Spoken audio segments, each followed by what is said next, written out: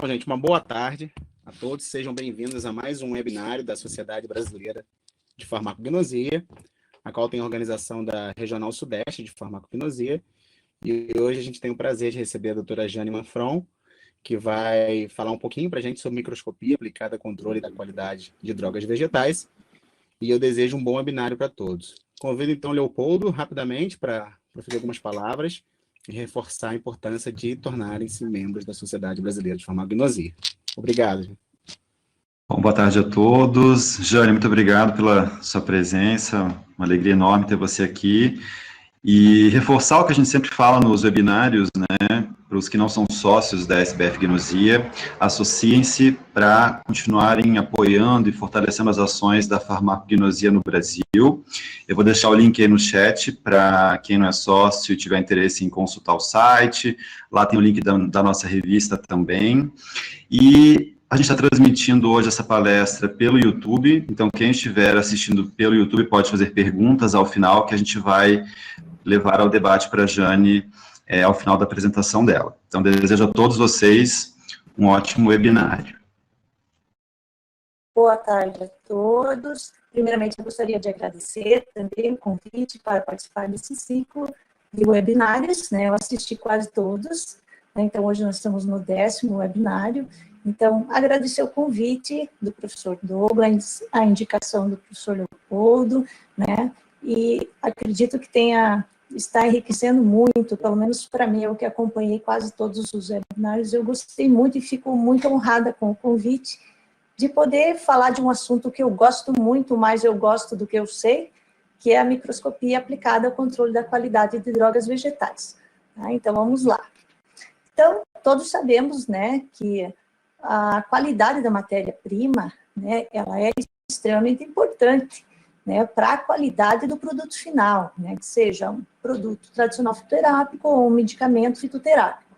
E para isso, nós utilizamos, então, parâmetros de qualidade, né, então pode ser um exame sensorial, né, onde a gente vai analisar a cor, né, a textura, o odor da espécie, né, a caracterização botânica, que a gente vai falar bastante hoje, e a caracterização físico-química, né. Muito bem. E o que é importante? A primeira coisa é a autenticidade do material vegetal, né? Então, nós temos que dizer quem é aquele material. E como que a gente pode fazer isso, né? A gente pode usar a botânica, a química e a biologia molecular, né? A botânica, nós podemos fazer a análise, né? Analisar os caracteres externos, e na microscopia, os caracteres internos, né? O bacana é associar os dois, né? Na química, nós temos aí uma infinidade de técnicas que a gente pode utilizar, né, no sentido de identificar um material vegetal. Então, o HPLC, HPLC, o PLC, GC, então tem uma infinidade de técnicas. E também é para utilizar a biologia molecular, né? E a biologia molecular hoje está resolvendo uma série de problemas, né? Ela é maravilhosa, né? Então, se a gente usa uma técnica de DNA barcoding, é o que está acontecendo hoje, a gente consegue fazer uma identificação precisa, né, das espécies. Tanto que quem está acompanhando, né, o projeto da Flora do Brasil, se depara com espécies que hoje você entra lá, está num gênero, daqui 2, 3 dias ela está num outro gênero. Né, o que está acontecendo? Né? Então, através dessas técnicas de DNA barcoding, de biologia molecular, as espécies estão sendo realocadas em gêneros e até famílias distintas. Então, é bom sempre estar acompanhando. E isso tem resolvido uma série de problemas para a gente, especialmente para nós que trabalhamos aí com identificação de droga vegetal. Tá? Bom, vamos falar um pouquinho da análise microscópica, né? À medida que, vamos dizer que os métodos químicos, né, foram substituindo os métodos físicos, eu digo mais, foram ofuscando os métodos físicos, né, teve uma certa ideia de que os métodos químicos seriam melhores que os métodos físicos, por exemplo, a microscopia. No entanto, né, nós sabemos que o que importa é o resultado final, né, e não a ferramenta utilizada. Então, o que importa é o farmacognosta conhecer, né, qual é a metodologia mais adequada para ele obter o determinado resultado, né? Então, a microscopia, ao contrário do que muitos pensam, ela é muito importante. Tá? Nós vamos falar bastante disso aqui. Por exemplo, para drogas vegetais, né? Se a gente comparar uma droga fresca, não é uma planta fresca, desculpa, uma planta fresca, aí você vai secar essa planta, né? Você vai processar e vai transformá-la numa droga vegetal. Então, ela vai sofrer uma série de transformações ali. Até os químicos podem ficar e se perder. Mas, por exemplo, né, para a droga vegetal, todos os caracteres se mantêm, mesmo a droga pulverizada. Então, quando se trata de droga vegetal, a microscopia é extremamente importante. A análise molecular, como eu falei para vocês, ela é fantástica, é maravilhosa, só que ela ainda não está desenvolvida a ponto de ser utilizada rotineiramente no laboratório de controle da qualidade, né? E se tratando de droga vegetal, né, ela não resolve todos os problemas. A gente vai discutir isso ao longo da apresentação, né? A microscopia também é muito importante na detecção de material inorgânico, né? Então, a gente consegue detectar sujidades, né? Areia, terra, pedaços de insetos, fungos, né? E amidos, né? Inclusive, a gente consegue dizer qual amido de que planta que é, né? Então, os adulterantes a gente consegue verificar com facilidade pela microscopia. E contaminação, né? Vejam, por exemplo, esse caso, diferentes órgãos da mesma espécie, né? Por exemplo, na figura da esquerda, vocês estão vendo uma amostra de guaco, comprada no mercado, né? Então, essa amostra de guaco está se apresentando de péssima qualidade, porque nós vemos ali folha e vemos um monte de caule, né? O que acontece? Qual é o farmacógeno, né? Qual é o órgão que tem interesse, que tem o princípio ativo para o guaco? É a folha. Mas a gente vê muito no mercado o caule também. Então, essa mesma amostra, depois de separada, vocês veem na direita a quantidade de caule e o pouquinho de folha que sobrou.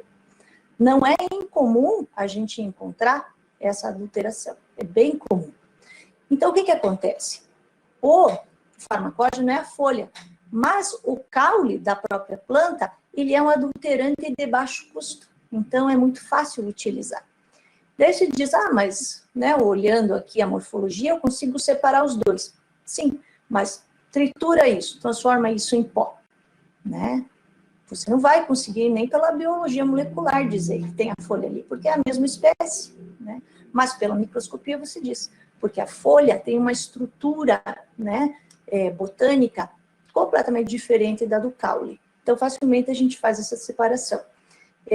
Eu lembro que numa das minhas aulas no laboratório, a gente comprou uma amostra, tinha 83% de caule, né? Então, me sobrou 17%. Eu queria fazer um xarope de guaco, nem consegui, né? De tanto adulterante que tinha na amostra. Bom, muito bem, vamos lá. Identificação de espécies vegetais. É fácil identificar espécie vegetal? Não. É um trabalho árduo, é um trabalho que exige conhecimento. Então, eu assim, dou muito valor a taxonomistas, porque eles precisam estudar, tem que conhecer muito do gênero, tem que conhecer de morfologia, tem que conhecer de anatomia e outras características mais. E para complicar ainda, né, existem dois problemas que favorecem a adulteração aqui, sobre os quais eu quero falar. A nomenclatura comum, a nomenclatura popular e a morfologia similar. Tá? Então, eu vou começar com os nomes populares. Então, o nome popular, ele, vamos dizer, ele vem historicamente, ele não muda, até pode agregar mais nomes populares. Mas, por exemplo, quando você fala no boldo, por exemplo, né, você lembra várias espécies, qual o boldo?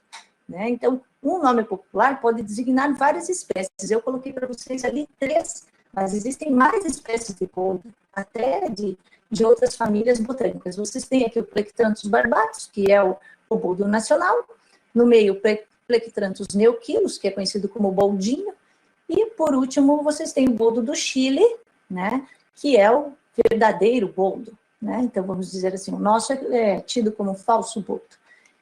Mas todos são boldos, né? Então aí começa a confusão. Só que se você for analisar microscopicamente, só pelo tricoma tector a gente consegue diferenciar os 3. É muito simples a análise, tá? Para separar. Daí você diz, mas o boldo do Chile, ele é adulterado com o boldo nacional? É sim, né? Especialmente se ele tiver pulverizado. Tá? Outro problema que pode acontecer com o nome popular é uma planta ter vários nomes. Então, aqui nesse slide, eu coloquei para vocês a Baccharis crispa, na verdade, a Baccharis trimera passou a sinonímia de Baccharis crispa, agora, depois dos estudos filogenéticos, tá? E nós temos essa espécie aqui apresentando, então, inúmeros nomes populares. Eu coloquei 17 só aqui nesse slide, tá? Mas tem muito mais. Então, isso também é um complicador, tá? Outro complicador que eu acho, assim, bem problemático é a morfologia similar. Então, aqui, como a gente tem um pouco de experiência no laboratório com carquejas, então, eu vou falar um pouquinho para vocês das carquejas. O que é uma carqueja, né? A carqueja é um grupo de espécies, tá? Dentro do gênero Baccharis, tá? Que tem caule alado. Então, o que acontece? Ela tem um eixo central, um caule, né? Um eixo central caulinar, e ocorrem expansões caulinares. E essas expansões, elas acabam por fazer a função fotossintética da folha, que muitas vezes não está presente. Existem carquejas que têm caule alado e também têm a folha. Então, por que elas são um problema? Então, dá uma olhadinha aqui. Vocês têm só três, né? A primeira é trialada, então, ao redor do eixo caulinar, você vai ver 3 alas, né? Na do meio é a Baccharis articulata, vocês vão ver 2 alas opostas, e na pentáptera, olha a confusão, embaixo ela tem 5 alas, né? À medida que o vegetal vai crescendo, ele passa a ter 3 no meio e 2 no ápice, então vira uma confusão só. Agora, imagina isso como droga vegetal, né? Tudo seco e moído, né? Então tem muita coisa para a gente estudar, então, essas espécies. Graças a Deus, nós temos aí hoje um trabalho para a gente seguir, né? Depois dos estudos do nosso parceiro de pesquisa, o Gustavo Heiden, ele fez toda vamos dizer, um estudo e realocou as espécies de Baccharis em diferentes subgêneros e em diferentes seções, né? E como nós estamos falando das carquejas, hoje elas estão localizadas, então, em 2 seções. Seção Caloptere, né? Que já existia esse nome. Nessa seção, ele colocou 15 espécies, veja que 14 delas têm caules alados, né? E na seção Aphile, 35 espécies, sendo que 25 têm caule alado. Então, se você contar 14 da seção de cima, com 25, nós temos 39 carquejas, identificadas e separadas pela biologia molecular. Então, quer dizer, tem muita coisa para se estudar, né? E o que acontece essa nomenclatura popular e essa morfologia similar? Favorecer as adulterações, que isso interessa muito para nós no controle da qualidade. As adulterações, elas podem ser intencionais ou não intencionais, né? As intencionais, é óbvio que vão visar o lucro, né? Então, aumenta o volume ou substitui, né, as espécies vegetais com o objetivo de aumentar o lucro. As não intencionais é por falta de conhecimento, mesmo da pessoa que vai coletar, né? Parte das drogas que são comercializadas, elas são oriundas do extrativismo, né? No Brasil, a gente tem cultivo, mas ele não é tão intenso, né? Então, tem muita coisa que vem do extrativismo. Então, às vezes, a pessoa que vai coletar não tem aquele conhecimento, né? E isso é muito comum de acontecer. Aconteceu comigo no meu mestrado, quando eu pedi para uma carqueja para mim, queria a trialada. Ele trouxe a trialada, mas ele não trouxe nem perto da que eu queria. Ele trouxe 3 espécies diferentes no mesmo bolo, porque elas crescem muito próximas, né? Então, aí falta o conhecimento. Claro que ficou bacana, porque daí a partir daí eu consegui fazer novos estudos com outras 2 espécies a mais das quais eu tinha imaginado, né? Outro tipo aqui, ó, adulteração. Ela pode ser uma substituição parcial, porque eu posso colocar um pouquinho de uma outra planta parecida, ou eu posso substituir totalmente, né? E eu também posso acrescentar impurezas ou contaminantes. É muito comum entrar amidos e amido de milho, amido de trigo, fécula de batata, fécula de mandioca, é muito comum a gente encontrar esses contaminantes, tá? E a microscopia, ela nos dá condições de verificar tudo isso, tá? Então, vamos lá. Daí você vai dizer, ela resolve tudo? Não, tem casos que ela não resolve, né? Então, a gente vai falar disso também. Aqui eu vou falar para vocês algumas drogas vegetais e adulterações clássicas, né? Só para a gente contextualizar um pouquinho o assunto. Então, aqui nós temos uma planta, a Hydrastis canadensis, ela é conhecidamente adulterada, sempre, tá? Tem artigos, inclusive, tá aqui, coloquei para vocês na tela, que ele classifica os adulterantes como adulterantes clássicos e adulterantes recentes. O que se usa da Hydrastis canadensis, né? Se usa a raiz e o rizoma, que é o caule subterrâneo. Se você for analisar os adulterantes clássicos, nenhuma espécie ali é da família Ranunculaceae, nenhuma. Então, são raízes de outras famílias, de espécies de outras famílias que são utilizadas. E adulterantes recentes são os que agora têm sido usados. Nós encontramos plantago, espécie de plantago, urtiga e até passiflora incarnata, né? Então, eles usam de tudo. Essa planta é muito adulterada. E o interessante é que, né, na farmacopeia brasileira, né, essa planta, ela tem lá como, né, está preconizado um mínimo de 2,5% de hidrastina, né, e de 3% de berberina, que são os alcaloides. Se vocês forem, né, pegar qualquer um dos adulterantes, vocês não vão encontrar hidrastina. Em alguns deles tem a berberina. E o que tem sido feito, tá? Que a química pega rapidamente isso, né? Fácil de identificar, né, a falta de um deles. Agora, eles têm adulterado com a folha da Hydrastis canadensis, que, por sua vez, também tem hidrastina e tem berberina. Então, claro, tem um pouquinho menos, mas se você fizer uma adulteração colocando um pouco, a química também não vai conseguir detectar que tem folha ali, mas a microscopia facilmente faz essa separação, tá? O legal é associar as duas técnicas. Uma planta que é muito adulterada é o Panax ginseng, né? O ginseng, tem ginseng de todo tipo, né? Tem ginseng siberiano, do Alasca, brasileiro, tem dos Andes, tem o americano, e nenhum outros gêneros, né? E por que é adulteradinha na morfologia, né? Os dois primeiros são muito parecidos, né? O Panax ginseng quinquefolius é muito parecido. A segunda, a terceira e a quarta também, né? As duas últimas também eu acho muito próximos. Então, essa adulteração vai acontecer pela morfologia similar e também porque o ginseng é muito caro, tem um valor econômico alto, né? E a gente consegue, através de estruturas botânicas, por exemplo, a presença de cristais, não só a presença, mas a morfologia desse cristal, se é um cristal prismático, se é um cristal do tipo estiloide, né, se é uma drusa, o que tem, né, nesses rizomas que podem auxiliar, então, na identificação e na diferenciação, né, dessas espécies.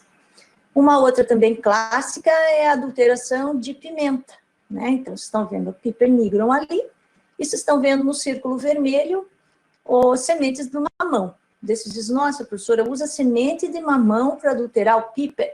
É um dos exemplos, um dos adulterantes. Vocês dizem, mas é muito fácil a gente observar que eles são diferentes. Mas se você fizer uma substituição, né, claro, não total, parcial, utilizando um pouco das sementes do mamão, você vai ter o que você vê ali no círculo amarelo, né? Então, se imagina num volume maior, passa bem despercebido, né? Só que quando você faz uma secção transversal, né, da Piper e da semente do mamão, eles são completamente diferentes. Então, facilmente detectável. Uma outra também que é bem adulterada é o cardamomo. E ele é adulterado com o quê? Com semente de citros, né? Eu não sei como que ela é conhecida para vocês, aqui para nós ela é mimosa, mas pode ser mexerica, bergamota, poncã, tem um monte de nomes, citros reticulares. Então, semente litros é usada para alterar o rumo. E daí, ali no círculo amarelo, você vê a mistura dos dois, né? Então, quando você percebe essa adulteração, facilmente, com uma análise microscópica rápida, tá? Porque eu não preciso de um aparelho muito impressionante, eu preciso de um microscópio, eu preciso de uma lâmina, de uma lamínula e de uma lâmina de barbear, tá? E o conhecimento botânico. E eu consigo fazer rapidamente essa detecção. Bom, a gente está falando da importância da microscopia, né, no controle da qualidade, então eu não poderia deixar de falar da farmacopeia, né, não só na farmacopeia brasileira, mas na maioria das farmacopeias, vocês vão encontrar como primeiras análises, análise macroscópica e análise microscópica, dada a importância dessas análises. E em algumas monografias ainda, a gente tem a descrição do pó, né, e também tem, às vezes, a descrição do adulterante, né? Então, para exemplificar isso, eu escolhi o anis estrelado. Não só por isso também, é porque o adulterante dele é perigoso, tá? Então, vamos falar rapidamente aqui do anis estrelado. O anis estrelado é conhecido no Brasil como badiana da China, mas ele é conhecido também como anis estrelado chinês, tá? Ilicium verum. O verum é o original. Nós já vamos conhecer o adulterante. O adulterante é muito, muito, muito parecido. Olha só. Então, aqui do lado esquerdo, vocês têm o verdadeiro, que é o Ilicium verum, e do lado direito, vocês têm o Ilicium anisatum, que é o anis estrelado japonês, né? Então, vocês estão vendo o folículo do Ilicium verum, né? Você vê que ele tem uma pontinha mais aguda, enquanto que o folículo, né, do anisato ele é mais ovalado. Mas se você olhar a semente, né, a coloração, não é bem igual, mas ali, né, no bolo, a coisa toda misturada, né? A columela é um pouco diferente, mas depois que está tudo moído também, você não vai ter condições de analisar a morfologia, né? A columela do anis estrelado, ela é assim, vamos dizer, ela é torcidinha, né? No anisato ela é reta. Então, isso é importante para a gente observar quando é possível ver a morfologia. Bom, daí se diz, mas dá para diferenciar. Então, vamos ver. Ali em azul, vocês têm o verdadeiro, tá? Uma amostrinha. Do lado direito, vocês têm em vermelho ali o falso, né? E esse Ilicium anisatum, né, ele é perigoso, porque ele tem anisatina, né, que é neurotóxica, e também causa problemas no trato gastrointestinal, tá? Então, essa planta é complicada, e ela é usada porque ela é extremamente parecida. Então, ali no círculo amarelo, vocês conseguem ver a mistura das duas. Desse dizer, eu consigo separar anatomicamente? Sim, mas elas são tão parecidas anatomicamente, que tem apenas um marcador anatômico que torna possível, né, a separação das duas espécies, tá? Então, nós vamos ver aqui. Só para a gente falar um pouquinho da farmacopeia, né, brasileira, nós temos aqui uma descrição macroscópica, então, mostrando a descrição dos folíolos, em vista lateral, em vista frontal, a semente. Então, vai ter uma descrição breve, tá? Mas, como ela é bastante comercializada também, fragmentada, né, nós vamos ter a descrição microscópica. Então, tem muita coisa aqui descrita. O que é importante aqui? O que está sublinhado em vermelho. Diz ali, os astroesclereídos da columela e do mesocarpo. Aqui vocês têm a representação do mesocarpo, tá? Então, são muito grandes e usualmente solitários. Eles podem ser irregularmente ramificados, tá? Isso é importante. Mas dizer as outras características não são importantes, as outras o outro também tem, né? Então, a gente, no controle da qualidade, a gente foca muito no marcador anatômico. Nessa monografia também tem a descrição microscópica do pó, né, que vocês veem ali ao lado. E olha o que está sublinhado. Esclereídes e astroesclereídes voluminosos e irregularmente ramificados, oriundos do mesocarpo e da columela. Novamente. Então, você vai encontrar essas astroesclereídes ali na letra I, vocês observam, elas são bem irregularmente ramificadas. E essa monografia ainda traz uma breve descrição do adulterante, que é o que a gente falou anteriormente. Então, diz lá que a espécie difere de Ilicium anisato, né, por esta apresentar folículos menores e mais ovalados, sutura ventral mais larga e columela reta, não claviforme e microscopicamente raros astroesclereídeos, e estes não ramificados. Então, aqui, eu trouxe para vocês um desenho que fica mais claro, uma foto, né, que fica mais clara, para vocês verem a única diferença anatômica que tem. Né? O Ilicium vero vai ter esclereídes ramificadas irregularmente, enquanto no anisato você vê essas esclereídes mais arredondadas. Tá? Muito bem. Então, em se tratando de análise morfoanatômica, quando a gente tem partes íntegras, né, você tem a planta inteira, uma folha inteira, um caule inteiro, ou um fragmento do caule, mas que você possa fazer uma análise morfológica, isso é importante. Mas sempre faça análise anatômica também, mesmo que você tenha feito análise morfológica, porque elas são complementares, né? Agora, se você tem a droga rasurada, pulverizada, a análise anatômica deve ser feita, tá? Então, dá uma olhada aqui, por exemplo, né, nesse caso, né, Echinacea angustifolia. Diferenças morfológicas. Veja, por que a anatomia é importante, mesmo você tendo feito a morfologia? Porque dependendo né, dessa planta, por exemplo, a não cultivada, que cresce espontaneamente por aí, é diferente da cultivada. Né? Então, você veja que ela, na não cultivada, ela tem raízes maiores, mas vamos dizer, com diâmetro maior. Né? Na planta cultivada, não. Agora, se você fizer uma secção transversal das duas, você vai ver a mesma distribuição dos tecidos. Né? Então, você consegue fazer o reconhecimento. Então, as duas análises são importantes.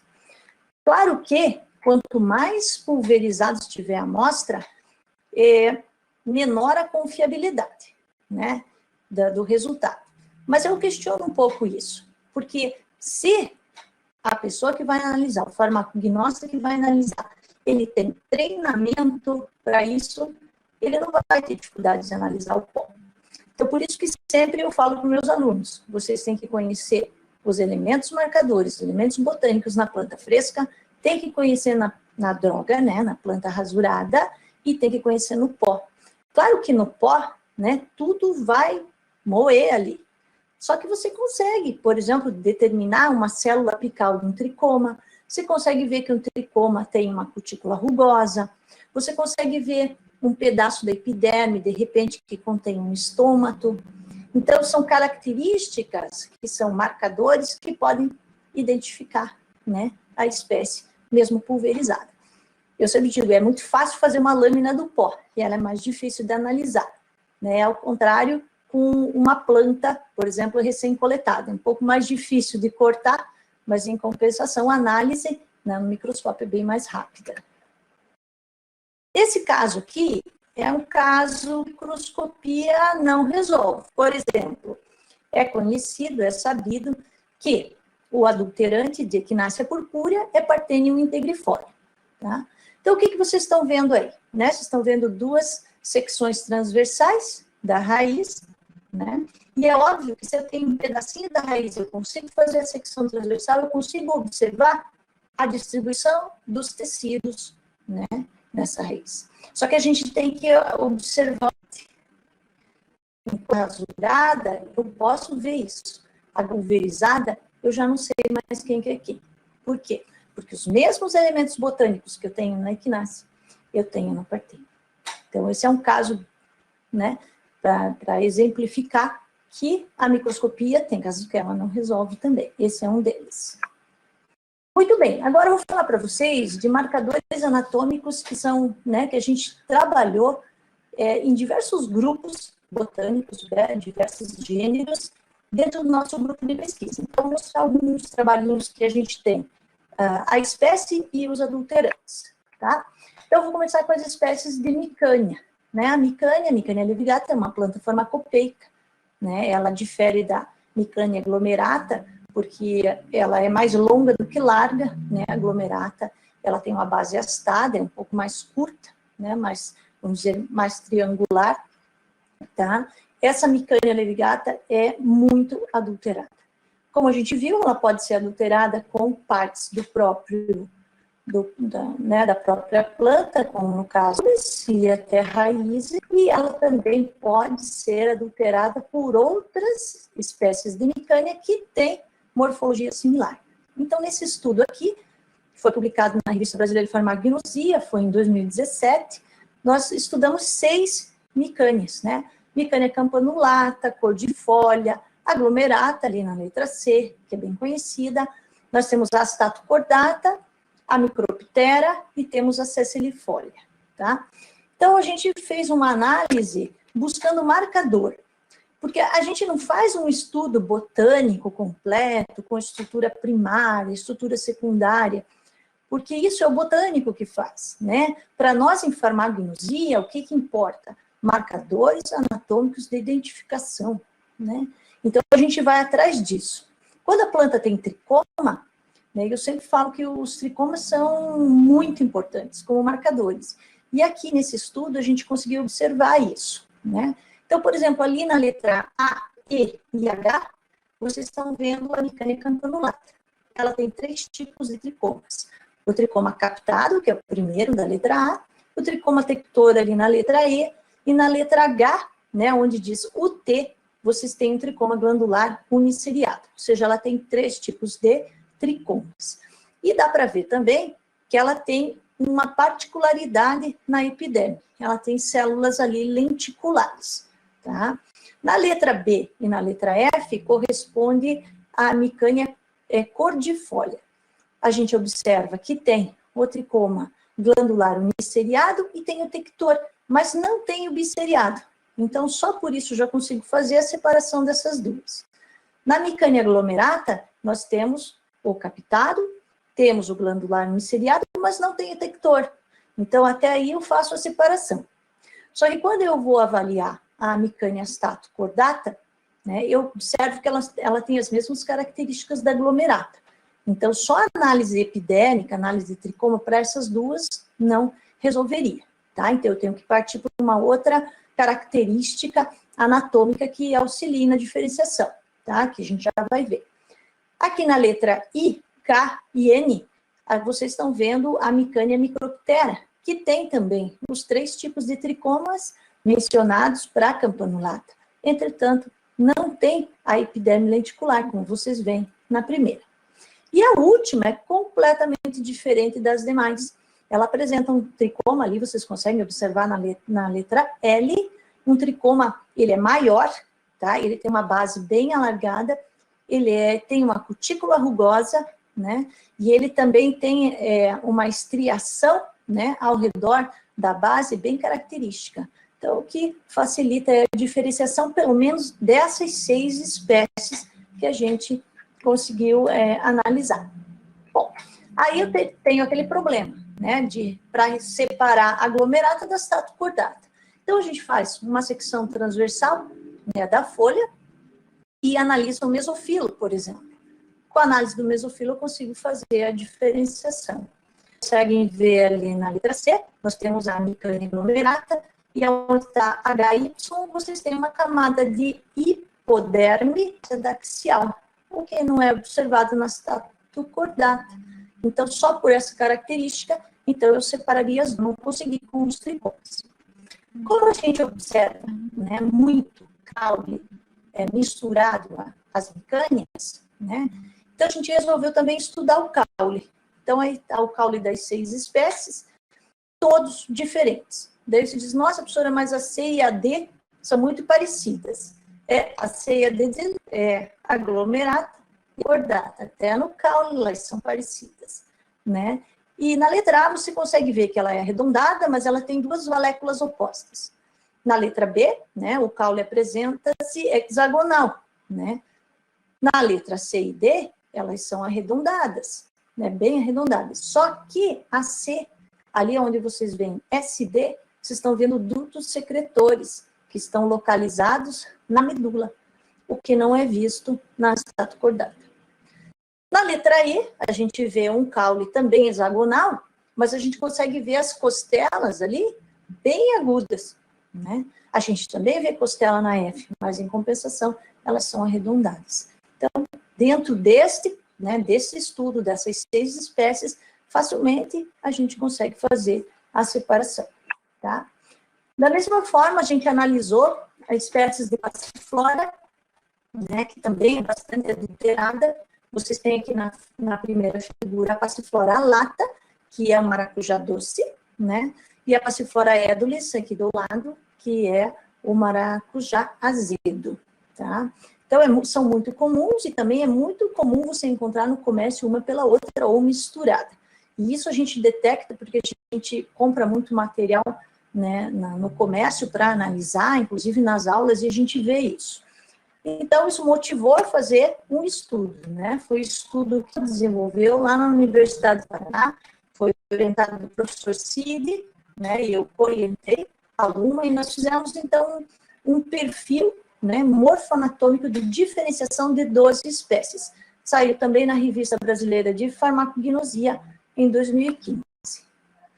Eu não vou, assim, detalhar todos, tá? Mas só para a gente ver como elas são similares e é difícil observar só ou detectar adulterantes só pela morfologia. As 2 primeiras ali, que a gente tem a actina e a alata, elas são bem parecidas. Na letra C, né, que a gente tem a ametístina, na F e na G são édulis, na F a forma flavicarpa, na G a forma édulis, né? Na H vocês têm uma também bastante conhecida, que é a passiflora incarnata, e na letra I a gente tem a passiflora cetácea. Elas também são bem parecidas.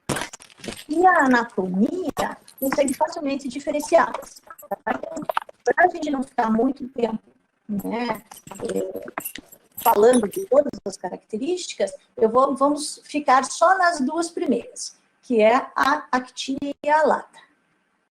Então, como elas não têm tricomas, ou algumas têm, outras não, né? Como são, o mundo aqui é de 12, então eu tenho que pensar no todo, temos uma secção da nervura central. E olhem A e B, né? A forma dessa nervura central é completamente diferente.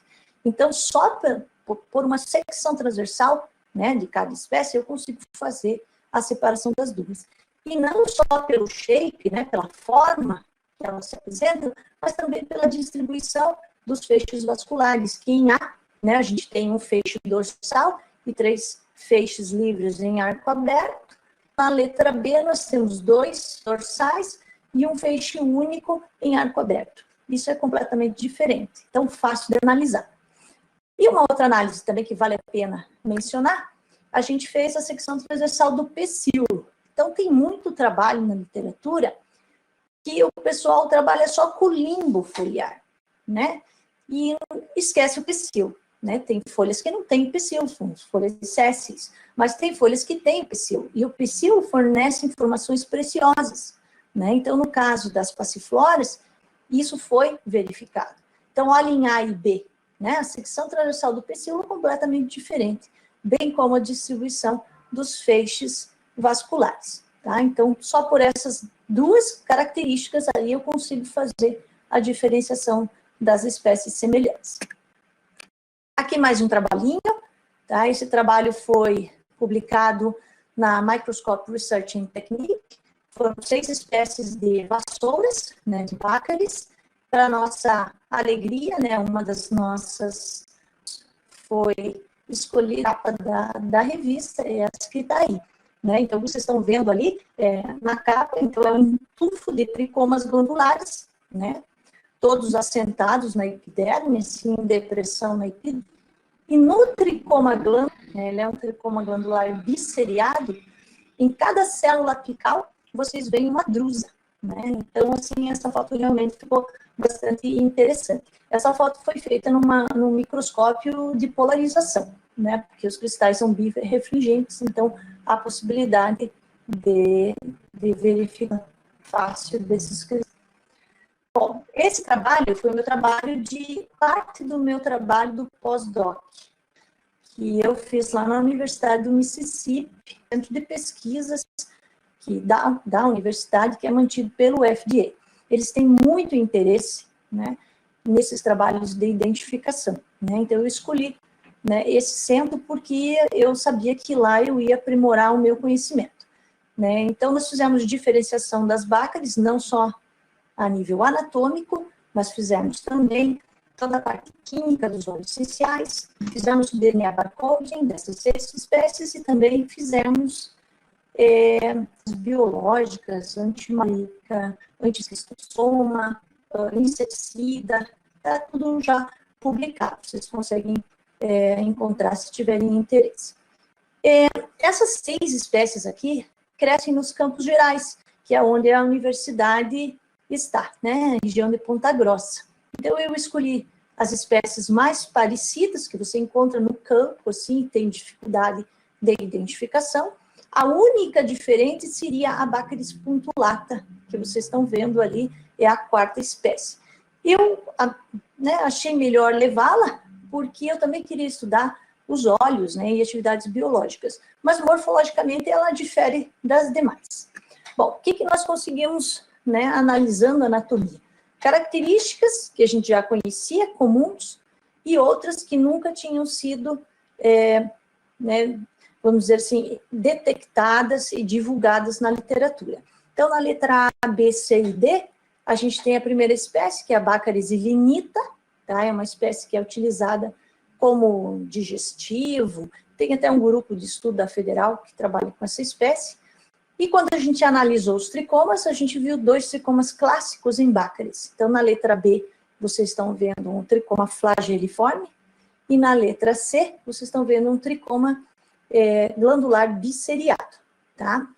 Bom, vamos comparar com a espécie de baixo. Toda a linha de baixo, letra E, F, G, H e I, Baccharis microdonta, muito parecida, muito similar morfologicamente, com o mesmo nome popular de vassoura. Ela também apresentou o tricoma glandular flageliforme, mas ela apresentou um detalhe muito importante no tricoma glandular, né, biseriado, que vocês observam na letra G, né, onde está DR, vocês estão vendo as 2 drusas nas células apicais desse tricoma. E também pode ser observado, melhor observado, na figura I, né, onde a gente consegue ver um tufo de tricomas, que é clássico também desse gênero, mas a gente consegue diferenciar essas 2 espécies por essa característica. Na terceira linha, nós temos a Baccharis falciflosculosa, né? Ela tem flageliforme, mas não tem o biseriado. Tá? Então, algo também interessante. O que a gente conseguiu também realizar ali, né, nesse estudo, foi que o tricoma flageliforme, por muito tempo, ele foi classificado como um tricoma tector, porque a célula apical, ela lembra um chicote, um flagelo, né? Então, todo mundo chamava de tricoma tector flageliforme. Só que quando a gente foi estudar um pouco mais a fundo, né, com instrumentos, né, com alta magnificação, e a gente conseguiu ver o quê? Que tem dentro de tal do flagelo, né? Então, a gente coloca ali na letra I, na L, vocês veem nitidamente onde está o OD, também na letra M, vocês veem em microscopia de fluorescência, e na letra N também. Então, na verdade, ela é o quê? É uma célula apical, ele é um tubo translucente, onde as células da base produzem o óleo e armazenam nessa célula, então, apical. Então, agora passou a ser tricoma glandular flageliforme, não mais tector. Muito bem. Aqui, na letra O, P, Q, R, S, T, vocês têm a Baccharis puntulata. Muito diferente. Diferente de tudo. Inclusive, ali na letra O, parece que é um monstrinho, né? Parece um caranguejo. Né? O que a gente vê ali? A gente vê um tricoma glandular no centro e 2 tricomas flageliformes ao redor. Então, essa estruturinha é distribuída da epiderme. Né? A gente vê nitidamente as gotículas de óleo na letra Q, né? Ali em reação com o SUDA 3, né? Que reage com compostos lipofílicos na letra R, e algumas vezes a gente conseguiu ver cristais também nas células apicais do tricoma biseriado. Então, uma planta completamente diferente. Na Bacteris reticularioides, nós vimos também o tector flageliforme e o biceriato, mas nesse caso sem cristais. Ao contrário da esfenófila, que foi então a última linha, YZ, AA e BB, né, vocês veem o conjunto, e, na verdade, nessa espécie, os tufos eram enormes, né, como vocês veem na figura AA e BB, né, eles são muito longos, até a AA é a foto da capa da revista. Então, com muitos tricomas biceriados e muitas drusas. Então, tem uma característica bacana também dessa espécie. E é claro que, né, não perder a oportunidade, também fiz todas as outras análises, né, de secção transversal, de microscopia eletrônica de varredura, tudo que foi possível fazer foi feito. Então, a gente conseguiu levantar muitos dados que nunca foram, né, relatados para o gênero. Jane, 5 minutos, ok? Ok. Outro estudo que nós temos aqui é o estudo dos eucaliptos, da nossa aluna Isabel, que hoje faz doutorado com esses eucaliptos. Né? Então, esse trabalho foi publicado em 2018, né? Nós sabemos que tem mais de 800 espécies de eucaliptos, né? E eles são muito parecidos. Aqui o primeiro, né, que é o Eucaliptus badiensis, tem uma folhinha mais fininha, né? E o F, que é essa ligna, um pouco diferente das demais, mas difícil de separar morfologicamente. Né? Então, como a Isabel queria trabalhar com os eucaliptos, trabalhar com óleos essenciais e fazer diferenciação e atividade biológica, nós iniciamos com a morfoanatomia. Tá? E fomos atrás das características e conseguimos aí imagens bem interessantes. Como essas espécies de eucalipto têm tricomas, então focou, por exemplo, no tipo do estômato, na presença das ceras. Ali na letra H, vocês conseguem ver presença de cristal na epiderme, né? Então, uma característica bem bacana para diferenciar. Na letra K, vocês veem ceras epicuticulares, na letra J também, só que de diferentes formas, isso facilita a diferenciação, tá? Aqui do lado, na figura ao lado, eu coloquei algumas, né, a secção transversal delas, e mostra que elas são de difícil separação, realmente. Mas, fazendo várias análises, a gente consegue daí o conjunto de características que acabam fazendo a diferenciação. Mas a gente sempre procura um marcador. Aqui, recentemente, né, nesse ano, a gente publicou na Planta Médica um trabalho fazendo diferenciação de três espécies de tinospora. A tinospora é uma planta indiana, né? E ela é usada na medicina Ayurveda. E daí se diz, mas por que você fez esse trabalho? Porque eu estava lá, fazendo o meu pós-doutorado, e daí o meu supervisor me convidou para orientar essa parte botânica. Então, eu orientei a Abida Parvin, ali, que é a primeira autora, né, uma paquistanesa, e ela trabalhou muito bem, né? E nós conseguimos boas imagens, determinamos diversas características, e conseguimos fazer a diferenciação, não somente pela microscopia, como também pela técnica do HPLC. E nós temos aí inúmeros projetos acontecendo, né? Nós temos um mestrando, o Kevin, deve estar aí na sala assistindo, que trabalha com Monteverde elicifolia, que é a espinheira santa, que anteriormente era Maitenus elicifolia, que agora mudou de nome, né? Ela tem vários adulterantes, é talvez uma das plantas mais comercializadas no Paraná, já teve em primeiro lugar, não sei se ainda é, mas ela tem muito comércio, e ela é muito adulterada. Então, tem possíveis adulterantes, tem muitos desses, mas eu coloquei 4 aqui, para Azolerne elicifolia, Iodina rombifolia, Sorocea bromplandi, Citronella gongoa. Você diz, mas eles são diferentes, mas pense isso tudo seco, rasurado, triturado, né? Passa bem por espinheira santa. Só que a anatomia, né, rapidinho, consegue fazer a diferenciação delas. Então, nós estamos com um projeto de mestrado fazendo isso. Também estamos fazendo diferenciação de bidens, 3 espécies de bidens, de piper, de bacris, tem 2, 3 projetos acontecendo. E é assim que o nosso laboratório trabalha, né? Os meus alunos têm projetos distintos, mas todos os projetos a gente inclui, né, a microscopia, dada a importância, né, dela para os trabalhos. Então, como considerações finais, eu quero dizer que as análises microscópicas são ferramentas confiáveis e efetivas para o quê? Identificação, autenticidade de plantas medicinais e drogas vegetais, detecção de adulterantes, substituintes, contaminantes, controle da qualidade de plantas e produtos. Tá? Então, nesse contexto, né, o analista de plantas ele deve fazer uma escolha de qual ou quais instrumentos analíticos disponíveis vão fornecer as informações necessárias para resolver o desafio da identificação e da pesquisa da adulteração, né, que não é fácil, e da falsificação de drogas, que é muito comum, né, não só no nosso país. Eu fiz 1 ano e meio de pesquisa nos Estados Unidos e lá tem muita adulteração.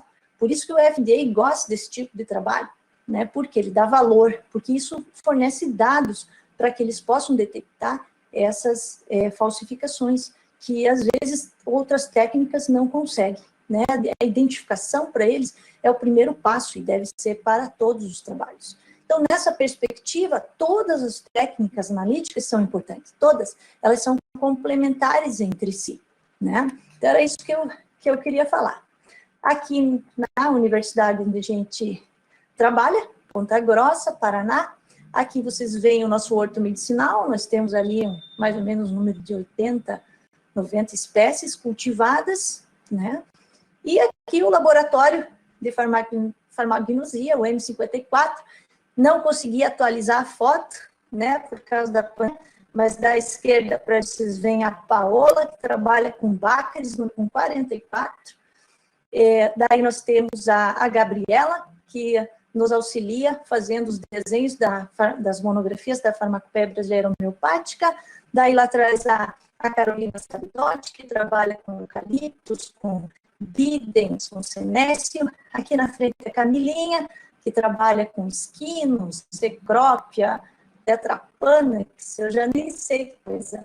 Lá atrás nós temos a Lorene, não sei se ela está na sala, a professora Lorene me auxilia nas aulas de gnosia, e é uma grande parceira também na confecção das monografias farmacopeicas. Nós temos a Vitória, que auxilia a Isabel com os eucaliptos. Lá atrás o Walter, que trabalha com um pouco de tudo, né? Eu e a Isabel, então, que é a menina que trabalha com os eucaliptos, certo? Então, muito obrigada, aqui eu deixo o meu contato, se alguém quiser discutir um pouquinho de microscopia, não sei muito, mas né, a gente pode aprender. Agradeço. Maravilha, doutora Jane, muito obrigado pela sua apresentação, pelo seu webinário, muito informativo, muito bonito o seu webinário, um trabalho bem bonito que vem sendo desenvolvido, né, durante bastante tempo. E eu gostaria que todo mundo pudesse abrir o microfone, fazer perguntas. Leopoldo, tem alguma pergunta lá do YouTube também? Acho que a Laila já abriu o microfone para fazer pergunta. Pode ficar à vontade, Laila. Eu consigo tirar a apresentação, Douglas? Sim, você pode retirar do modo... Porque daí eu posso ver, né, as pessoas aí. Isso, aí você consegue ver também, ver todo mundo, tá bom? Exato. Então, acho que a Laila quer fazer uma pergunta. Pode começar, professora Laila. A Laila? Oi, Laila. Ei, Jane, muito obrigada. Como você está? Que saudades. Também. Estou encantada aqui com a sua apresentação, com essas imagens tão maravilhosas, né, de microscopia, de corte transversal.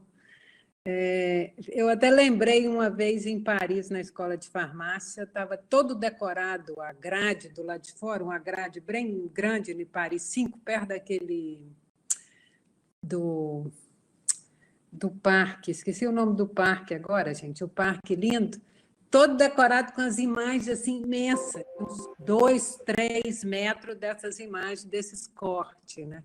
Uhum. É muito lindo, imagens lindas aí, né? Aquele tricoma lá no microscópio eletrônico de varredura da Micânia, que perfeição, que honra ver esse negócio.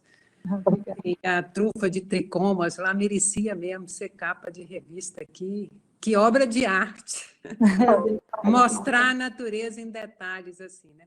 Eu fiquei interessante, você terminou aí com a foto tão maravilhosa. Em um dos seus artigos tinha o professor Armando Carlos Serve, né, do estudo do maracujá. Exato. E eu conheci o Armando, estou aqui aproveitando o momento para fazer uma homenagem para ele, né? Ele, quando eu estudava em Paris, eu vim coletar material no Brasil, ele era como se fosse o co-orientador, ele acompanhava as coletas, né, no Paraná, que eu fazia araucária angustifolia.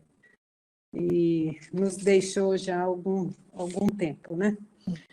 Você comentou do pó, né? Eu acho que a história do pó, talvez, é que a gente deva evitar, né, a comprar coisas em pó, né? Que a gente não vai fazer todo esse controle de qualidade, né? Talvez é essa a ideia que a gente tem que passar para as pessoas, né? Exatamente, é mais fácil a interação, né, professor? Quando for adquirir uma planta, não adquirir em pó, né? O pó aceita tudo ali, né? Mas muito lindo mesmo. Você falou dos botânicos, então, assim, eu sou suspeita para falar, porque a minha vida acadêmica começou com botânicos, a minha paixão botânica, os taxonomistas, eu sou fã número 1, acho muito chique, realmente é o ponto de partida, né, para qualquer estudo na nossa área, né, é uma questão de bom senso, né, ter certeza da identidade da planta. Então, fiquei apaixonada aqui com a sua apresentação. Muito obrigada. Era um comentário mesmo. Parabéns. Muito obrigada. Obrigada.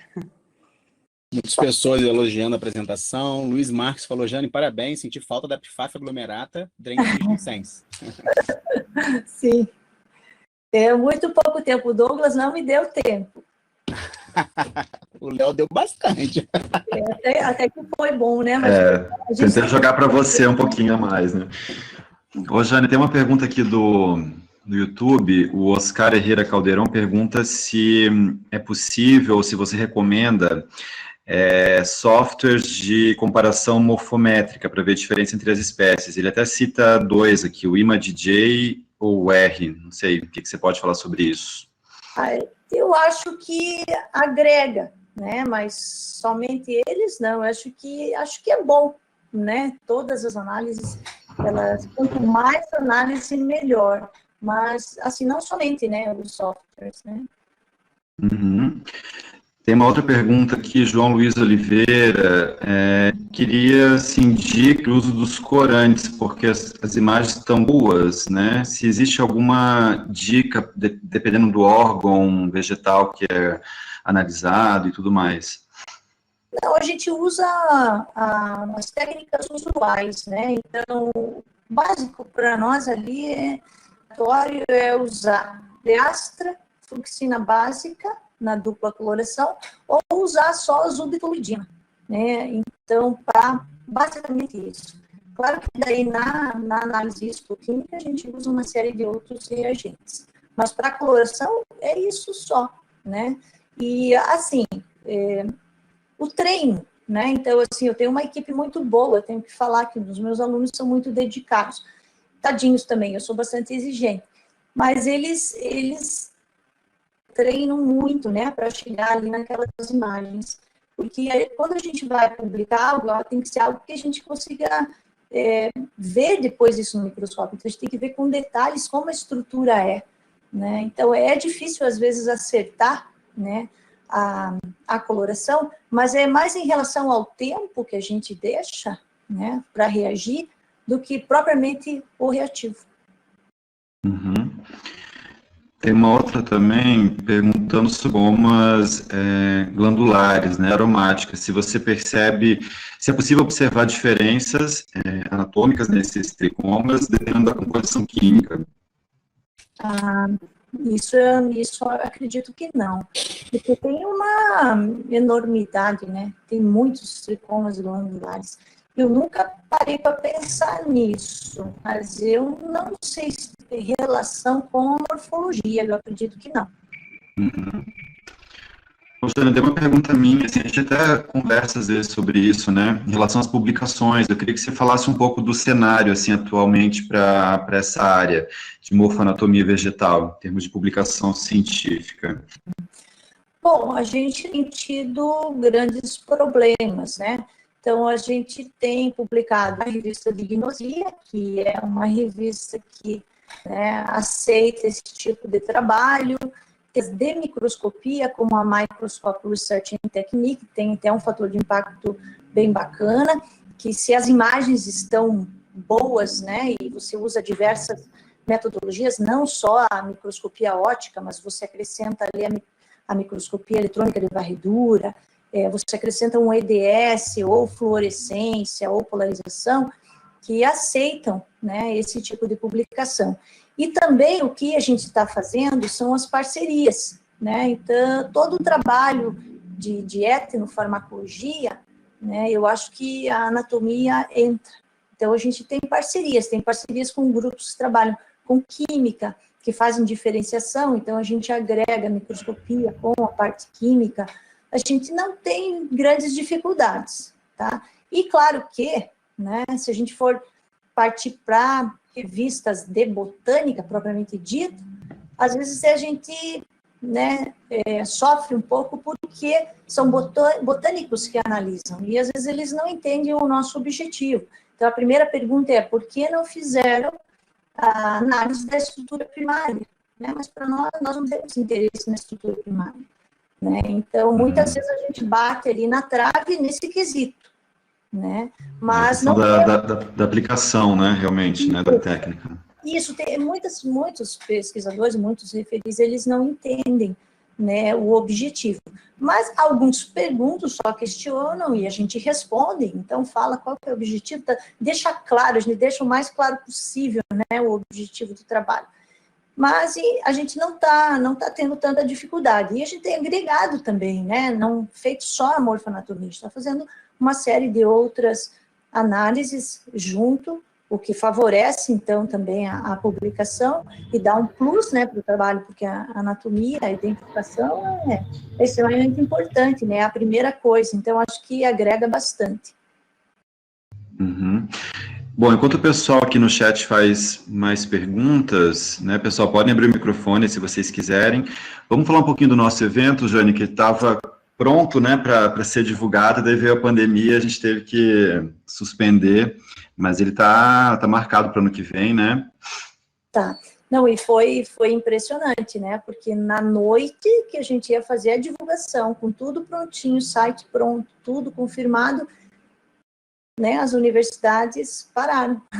Exatamente, foi naquela semana, né? Foi exatamente na mesma semana. Mas estava tudo pronto já, a programação linda, fechada, né? Está muito bonita, né, a nossa opção, e uma pena mesmo. Então, agora é aguardar, né, que as coisas melhorem, né, para esse ano, com certeza, sem chance alguma, mas a gente avisou os palestrantes, né, todos estão de acordo e entendem, né, o motivo, né, e o ano que vem acredito que a gente consiga fazer esse evento acontecer. Com certeza. Então, pessoal, fiquem ligados aí nas redes sociais, que a gente vai mais para frente divulgar a data oficial. Inclusive, tem um passeio que a gente está preparando, né?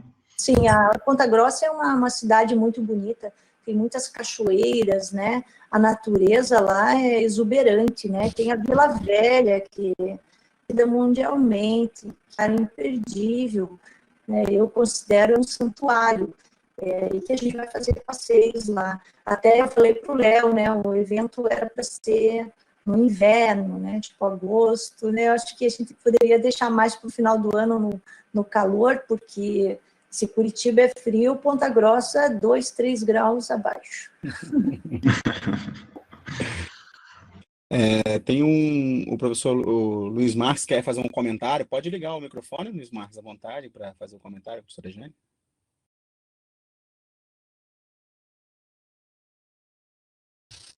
Luiz Marques.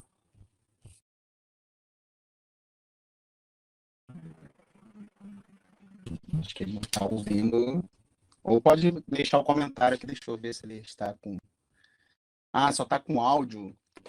Teria que habilitar o microfone, Luiz Marques. Ou pode deixar o comentário também escrito, caso queira, a gente pode fazer leitura. Ele está escrevendo, vamos ver. Eu acho que ele só está com o microfone, só com áudio. Uhum. saudades do professor Luiz Marques. Nossa, a gente se encontrava muito nos congressos, agora faz tempo. Todo mundo de quarentena. Ô, Janine, inclusive, eu não sei se você viu, mas o seu orientador lá dos Estados Unidos estava assistindo, né? Estava aqui na sala. É, Vou deixar para você. Ele deixa um ele é recado, né? um grande parceiro de pesquisa hoje, me deu grandes oportunidades, né? Você imagina que eu ministrei cursos para o FDA, né? Cursos de anatomia, de identificação botânica para o FDA. Então, isso para mim, foi uma honra trabalhar com eles lá e ter tido essa oportunidade, né? Eu fiz o curso e depois acabei ministrando 2 ou 3 vezes, se eu não me engano. Então, foi realmente fantástico. Ele é, talvez, um dos taxonomistas mais importantes, né, que eu conheço. Ele identificou 800 espécies na Índia, pense. Caramba. É um cara que tem um conhecimento realmente respeitado. Bom, comentário, não tenho visto essas análises nas farmácias magistrais. A professora Jane vê a aplicação dessas técnicas na prática real do mercado farmacêutico? Eu vejo, nossa, é tão simples, né? Como eu falei, basta ter o microscópio, né? Lâmina lamínula, né? Lâmina de barbear, para você o corte ali e ter um botânico básico, né? E monografias, claro, para consultar, e você conseguir fazer essas detecções. Eu vejo a aplicação com certeza. É como eu falei para você, né, as técnicas químicas, né, meio que ofuscaram, né, os métodos físicos, a exemplo da microscopia, mas muitas pessoas pensam assim atualmente, mas eu acho essencial, né, essencial, é rápido, é de baixo custo e é preciso, né, eu vejo sim essa aplicação. Maravilha, vamos ver, tem algumas pessoas ainda escrevendo. Quem quiser abrir o microfone, perguntar, fica à vontade. Hoje, inclusive, lá nos Estados Unidos, você trabalha com cannabis, ou na verdade era seu orientador, né, que trabalhava com essa linha? Na verdade, na Universidade do Mississippi, ela é a única universidade dos Estados Unidos, né, não depois da lei do Trump, né, mas antes, é a única que tinha permissão para o cultivo da cannabis. Então, eles têm um cultivo gigantesco. E, então, eles procuravam, então, esses marcadores em cannabis, né, porque você sabe que cannabis tem uma espécie, mas tem diversos tipos, né. Então, eles estavam atrás de tricomas, de marcadores anatômicos, e até eu participei de uma parte da pesquisa lá com cannabis, a primeira vez que eu tive um contato com a espécie, até me achei um pessoa. Mas eu aprendi muito com eles lá, inclusive lá no evento, né, era para ele ter apresentado toda a pesquisa deles, são muito fortes na pesquisa deles lá. E acabou certo de ele apresentar, e eu apresentei. Mas muito interessante o trabalho de cannabis. Eles têm um curso, hoje, atual, do FDA, que é só sobre cannabis, né? Porque hoje só se fala nisso, né? Nos Estados Unidos, né? Hemp para cá, hemp para lá. Então, eles têm se dedicado muito a isso. Bom, professora Jane, agradecer mais uma vez. As pessoas estão escrevendo comentários aqui de parabéns pela apresentação, pela uma obra científica, uma obra de arte científica. Temos só uma pergunta ali, Douglas, da Adriana. Não vi, passou despercebido. Pode ler, Léo, vai lá. Não, ela fala que essa preocupação do Luiz também é minha, caso isso não aconteça de forma adequada, tem leis para punir o laboratório, como não levar gato por lebre? Pois é, daí eu já não sei dizer das leis da farmácia de manipulação, né? Eu não saberia, não teria essa resposta. Mas isso é muito comum de acontecer, dessa falta do controle da qualidade. Eu acho que tendencificar, tem que ir atrás disso, tem que punir, né? Mas eu não sei se sei que essa análise é prevista, mas eu não sei se a pessoa não faz essa análise, como que é. Aí eu realmente não tenho esse conhecimento. Melhor é nem arriscar. A farmácia magistral acaba comprando matéria-prima já, né, certificada, vamos dizer assim, né? Mas da Deveria mesma vir forma, certificada né, também. Douglas? Se eu tenho uma farmácia humânica, mesmo que venha com o laudo do controle da qualidade, eu iria dar mais uma analisada, Com né? certeza. E você está tendo na tua farmácia humânica, né? Não todas as espécies, vai ter algumas espécies. Então, você fica muito familiar, né, com aquelas características. Então, fica muito rápido, muito fácil de fazer análise. Eu acho um erro absurdo se a farmácia não faz, tem que fazer, sim. Bom, é isso. Bom, o Luiz Marcos está digitando mais alguma pergunta, seu comentário em cima das farmácias magistrais. Mas tem alunos que dizendo que amou a apresentação, fez economia, deu uma baita saudade das aulas de anatomia, as imagens são muito detalhadas, bem legais. E o Luiz Marcos falou que precisaríamos iniciar as avaliações das matérias-primas da medicina tradicional chinesa, que tem coisas muito estranhas. Opa, com certeza. Com certeza. Eu não tenho dúvida. E eu vi que, né, só fazendo mais um ponto, quando eu fui, né, fazer minha pesquisa nos Estados Unidos, eu achei que eu não ia ver a doutoração, né, porque a gente está acostumado com a doutoração aqui no Brasil. Então, no Brasil, tudo é literatura, então, né, fundamentais. E eu fiquei muito surpresa, porque lá as plantas são comercializadas como suplementares, o que é bem pior.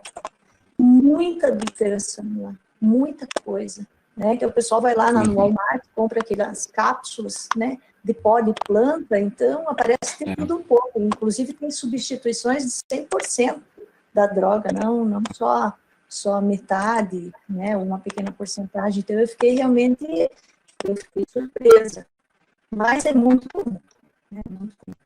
Ok. Cristiane Budel, está com o microfone aberto, quer fazer uma pergunta? Pode ficar à vontade.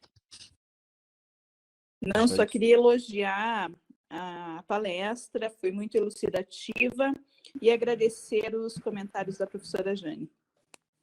Obrigada, Cristiane.